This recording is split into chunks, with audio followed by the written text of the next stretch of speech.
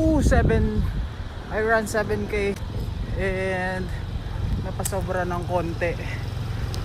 Dapat 5k lang, and that's fine.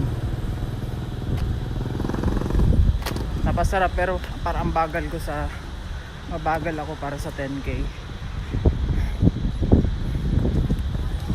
5k medyo maganda.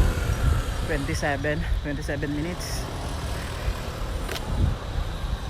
Pero yung 7k ko ngayon para sa 10k medyo mabagal.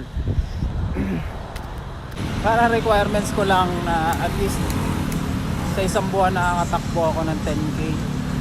Pero ngayon dahil busy sa Dito Skate, hindi ako nakakatakbo.